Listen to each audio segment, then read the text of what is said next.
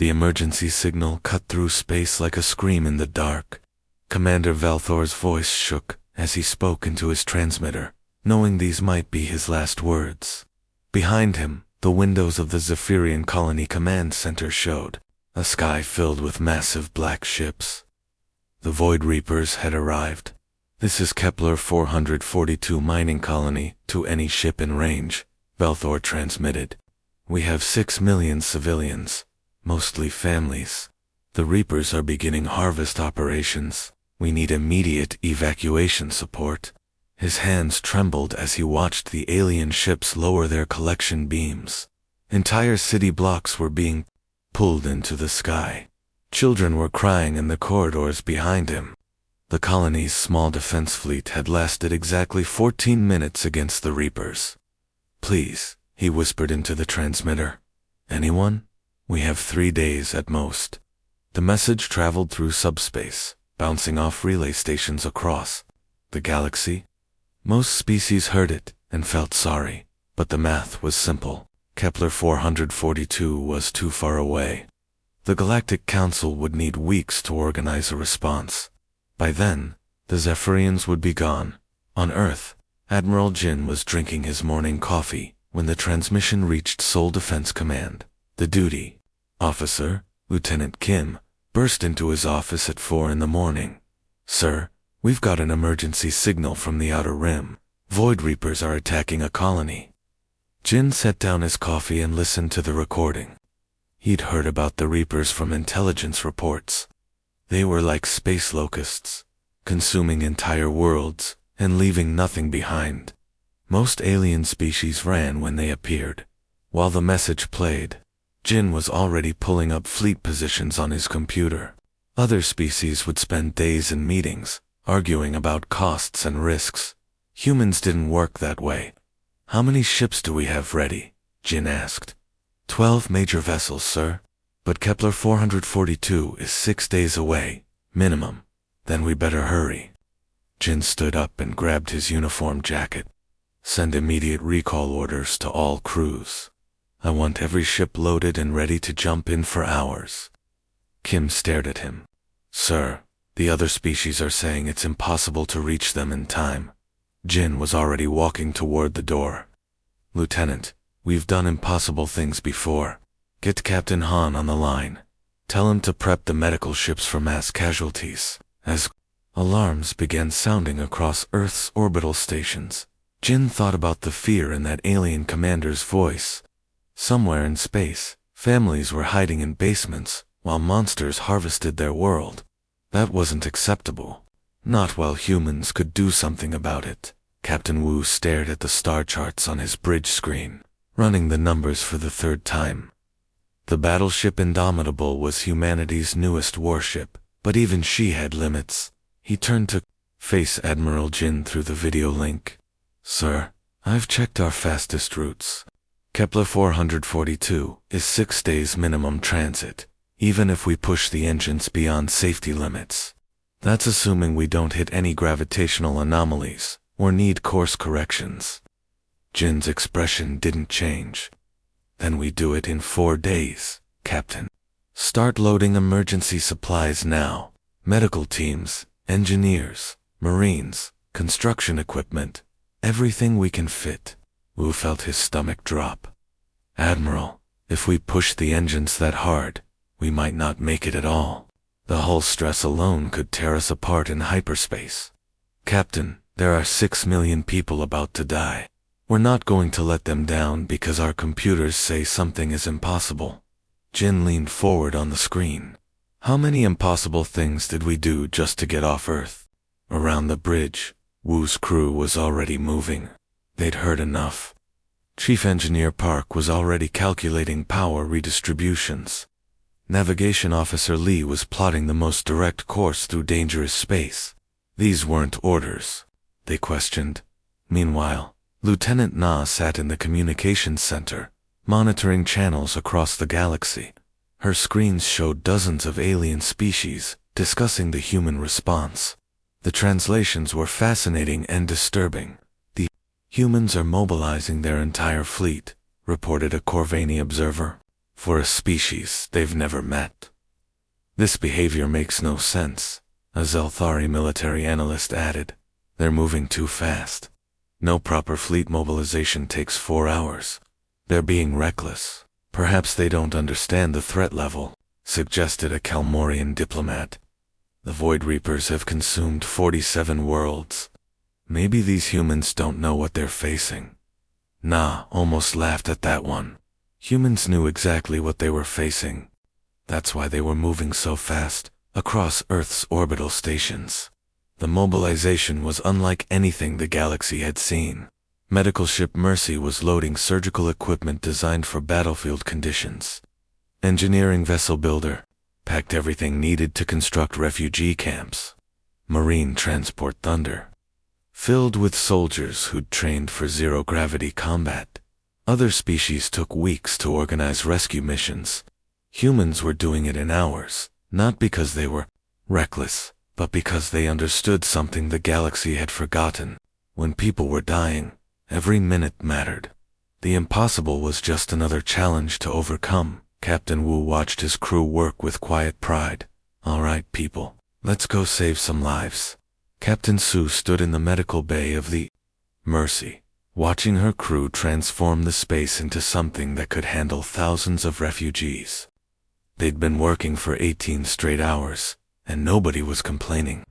Around her, doctors and nurses moved with the kind of focused energy that came from knowing lives depended on their speed. Captain, we've got the 3rd surgical suite online, reported Dr. Kim, wiping sweat from her forehead. That's 12 operating tables ready for trauma cases. Sue nodded, then felt the ship shudder as they hit another hyperspace turbulence pocket. The lights flickered, and several medical trays slid across tables. This was the kind of rough travel that would have alien crews demanding they slow down. Hull stress at 110% tolerance. Engineer Lee's voice crackled over the intercom. His tone was matter-of-fact, like he was reporting the weather. Earth ships are built for worse, Sue replied calmly, steadying a medical scanner as the ship shook again. She wasn't exaggerating. Human vessels were designed by people who lived through hurricanes, earthquakes, and volcanic eruptions. A little hyperspace turbulence was nothing compared to what Earth threw at them every day. In the refugee preparation areas, Nurse Cho was setting up temporary sleeping quarters for families. We can fit 800 in here if we use the emergency expansion pods, she told her team. It'll be tight, but better than being harvested by Reapers. Meanwhile, alien observers throughout the galaxy were having trouble believing what they were seeing. A Corvante medical officer transmitted to his superiors. The human medical ship is operating at engine stress levels that would kill our crews from exhaustion alone. They've been working non-stop for almost a full rotation. What the aliens didn't understand was that humans had been doing impossible things their entire history. On Earth, emergency responders regularly worked through natural disasters, sleeping in shifts, pushing their bodies beyond what textbooks said was safe. This was just another disaster to handle. Medical supplies secured for transit, reported Supply Officer Min. We've got enough surgical materials for 3,000 major procedures. Captain Su smiled grimly. They were traveling at speeds that should tear their ship apart, working hours that should collapse their crew, preparing for a rescue mission that every other species called suicide. Just another day for humanity. The Mercy continued racing through space, her crew turning the impossible into routine. Behind them, alien observers struggled to understand how these primitive humans made miracles look easy. The Nexar storm stretched across space like a wound in reality itself. Massive gravitational waves twisted and pulled at anything foolish enough to enter. Most alien species marked it on their charts as a permanent no-go zone. Ships that entered rarely came out, and those that did were usually twisted wrecks. Captain Hai stood on the bridge of the destroyer, relentless, watching the storm's edge grow larger on their screens. Behind him, his navigation officer was running final calculations. Storm intensity is at 7.4 on the Corvante scale, reported Lieutenant Seo. gravitational shears strong enough to pancake most alien hulls. Good thing we're not aliens, Hai replied, checking the formation of ships following behind them. 12 human vessels were about to do something the galaxy considered impossible. The first gravitational wave hit them like a giant invisible hand trying to squeeze their ship. The hull groaned, but held. Around the bridge, his crew worked with calm efficiency. This wasn't their first time through dangerous space. Hull integrity holding at 95%, called out engineer. Oh, compensation systems are handling the stress. A Corvante scout ship was watching from a safe distance outside the storm. Captain Hai could hear their panicked transmissions as the human fleet dove deeper into the chaos. Human vessels, you are entering a Class 9 gravitational anomaly. Turn back immediately. This is madness. Hai keyed his communicator. This is Tuesday, he responded, threading his ship between chunks of stellar debris that spun like deadly pinwheels. What the aliens didn't understand was that humans grew up on a world that tried to kill them daily. Earth had tornadoes that could flatten cities, earthquakes that split continents, and hurricanes that lasted for weeks. The Nexer storm was dangerous, but it was predictable dangerous. Debris field ahead, warned pilot Jun. Rocks the size of buildings, spinning at high velocity. Take us through the gaps, Hai ordered. Follow the gravitational flows, don't fight them. The Relentless danced between massive chunks of broken planets, using the storm's own power to slingshot forward. Behind them, the rest of the human fleet followed in perfect formation. Alien observers watched in stunned silence as the humans cut their travel time by weeks, threading through dangers that should have destroyed them. What took other species months of careful detours, humans were doing in hours. How are they surviving this? Transmitted the Corvante scout. I smiled as his ship emerged from the worst of the storm. Practice. The human fleet tore through hyperspace and emerged in the Kepler system like an angry storm. Admiral Jin stood on the bridge of his flagship, immediately taking in the scene before them. The Zephyrian world looked like a dying animal, being eaten alive. Massive Void Reaper ships, each the size of a city, hung in orbit around the planet. Their harvesting beams were pulling entire sections of the surface into their holds. Cities, forests, mountains, everything was being consumed. The planet's surface was already scarred with deep wounds where the Reapers had stripped away the land. Jesus, whispered Communications Officer Bay. They're eating the whole world. Jin's jaw tightened. He'd seen the intelligence reports about Void Reapers, but seeing it in person was different. These weren't just raiders or pirates. They were locusts on a galactic scale. Sir, we're picking up weak transmissions from the surface, reported Lieutenant Kong. Survivors are still broadcasting from underground shelters. That decided it. Jin opened the fleet channel. All ships, weapons free. No warnings, no negotiations. These things don't deserve either. Captain Wu's voice came through immediately. Indomitable, ready for attack, run. Mercy standing by for rescue operations, added Captain Su. What happened next shocked every observer in the system. Most species would have tried diplomacy first, or called for reinforcements, or at least studied the enemy for weaknesses. Humans did none of those things. They attacked immediately. The human fleet spread into battle formation and charged straight at ships that had terrorized the galaxy for centuries. Plasma cannons opened fire while the Reapers were still trying to figure out who these newcomers were, down on the planet's surface. Commander Veltor crouched in an underground bunker with his surviving staff. They'd been watching the sky through periscopes, expecting to die forgotten. Sir, called his scanner operator, voice filled with disbelief. New ships just arrived. They're attacking the Reapers. Velthor grabbed the periscope and looked up. 12 human vessels were tearing into the Reaper formation with a ferocity he'd never seen. No hesitation, no fear, just pure, aggressive determination. Who are they? Asked his communications officer. I don't know, Velthor replied, watching human fighters weave between Reaper defensive fire. But they came for us. For the first time in days, he allowed himself to hope. These strangers had traveled across the galaxy and immediately threw themselves into battle against impossible odds. Not for profit or territory, but because people were dying. Captain Yoon pulled his fighter into a spiraling dive that would have made a peregrine falcon proud.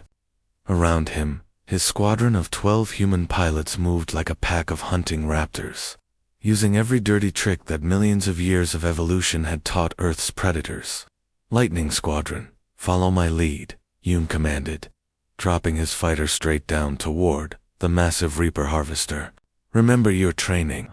We're not the biggest predators in this fight, but we're the smartest. The Void Reaper ship was enormous, bristling with defensive turrets designed to swat away conventional attacks. But human pilots didn't fly conventional patterns. They'd learned from watching eagles hunt in mountain storms and sharks circle their prey in deep water. Pilot Min rolled her fighter sideways, threading between two defensive laser bursts that missed her by inches. Their weapons can't track our maneuvers, she reported over the comm.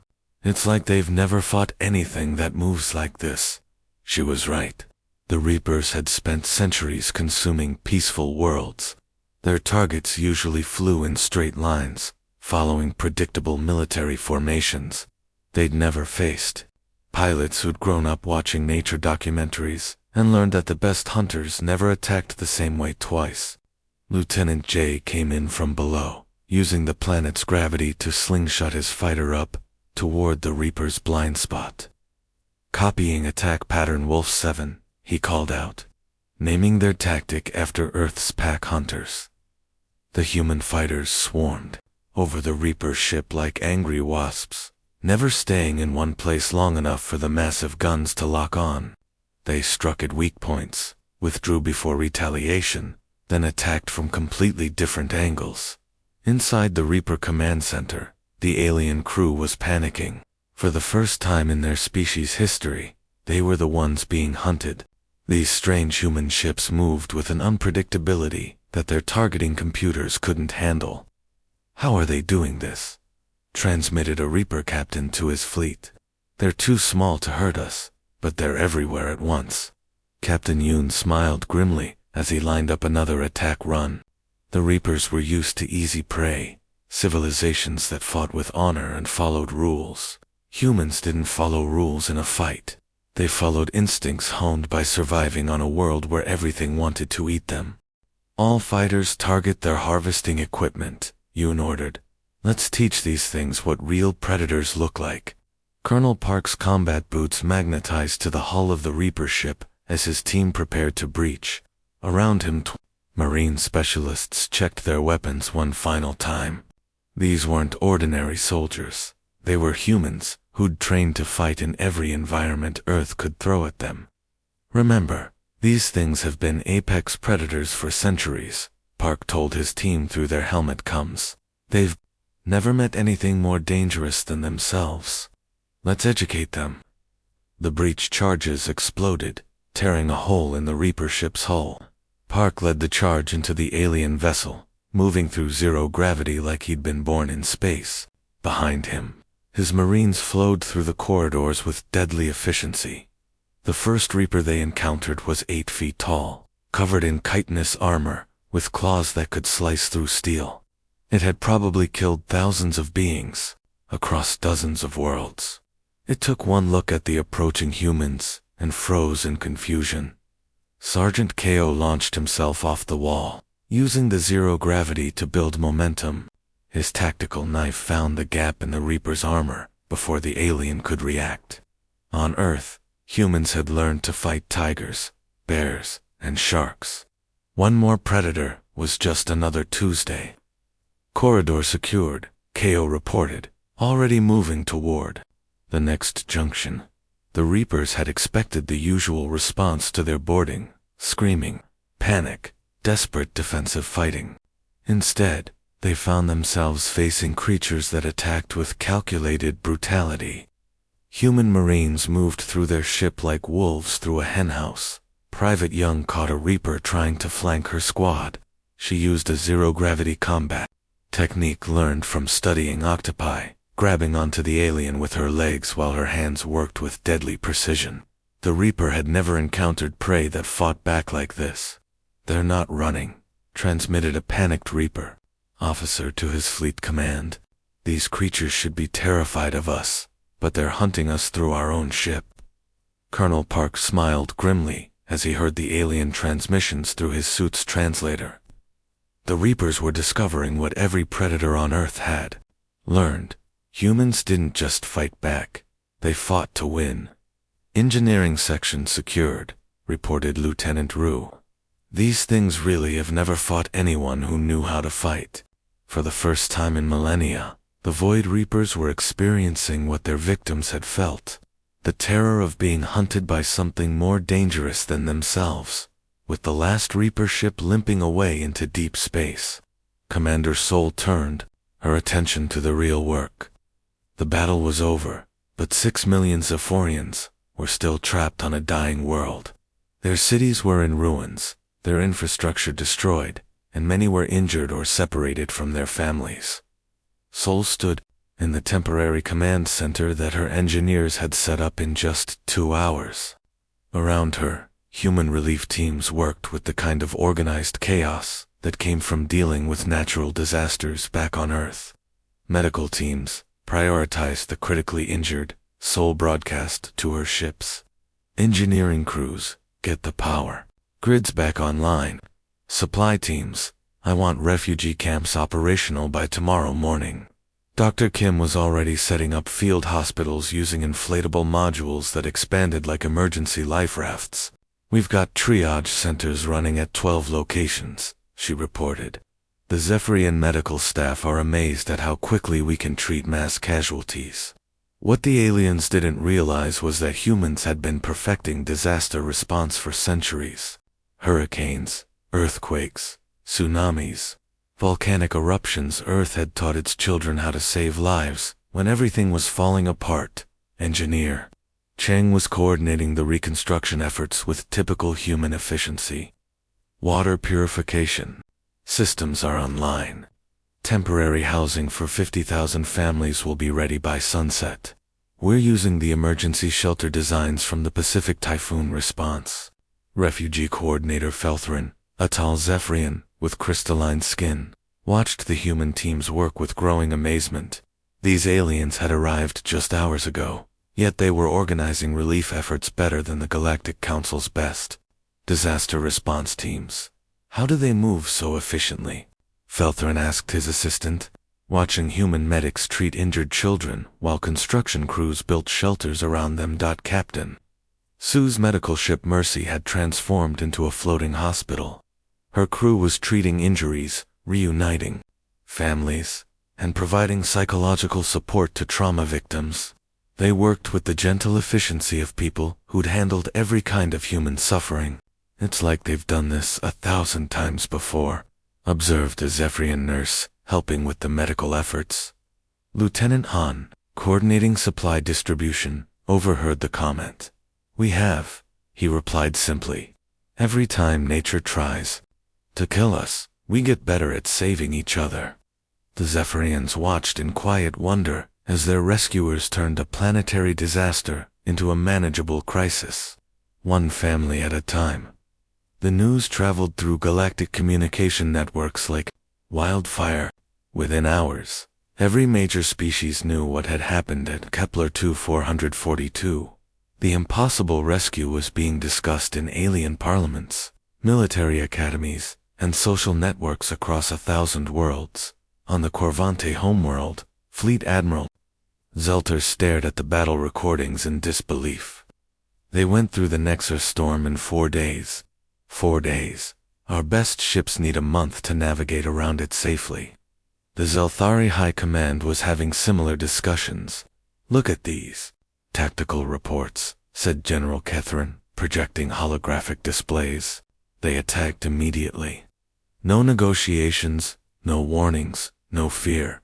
Who does that against Void Reapers?" What really disturbed the galaxy's military leaders wasn't just the victory, it was how casually humans had achieved it. They'd treated the galaxy's most feared predators, like a minor inconvenience. Then immediately started saving lives with the same calm efficiency. Dr. Yelvany of the Peaceful Sciences Institute published a research paper that went viral across academic networks. "We've been studying the wrong data about humans," she wrote. "We focused on their primitive technology and missed the obvious truth. They're apex predators who evolved cooperation as a survival strategy." The Galactic Council's emergency session convened within 12 hours, faster than they'd ever assembled before. Representatives from 47 species gathered in the Grand Chamber, all talking about the same thing. High Counselor Threnvy, a dignified insectoid with centuries of diplomatic experience, called for order. "The human intervention at Kepler 442 has demonstrated capabilities we did not know existed in this sector. They saved 6 million lives in 3 days," added Counselor Murthak. "Our best disaster response teams need weeks for operations half that size." The debate was brief. For the first time in Council history, a unanimous decision was reached in under an hour. "We hereby extend immediate membership to the Human Federation," announced High Counselor Threnvy, "and formally request their assistance with our peacekeeping division. The galaxy needs protectors who consider impossible rescues routine work." Admiral Jin, attending via holographic link from his flagship, accepted on behalf of humanity. "We're honored to help. Just point us toward whoever needs saving." Across the galaxy, alien species were quietly updating their threat assessments. Earth wasn't a backwater planet anymore. It was home to creatures who'd mastered the art of making miracles look easy. The galaxy wondered what other impossibilities these Deathworlders considered just another day at the office.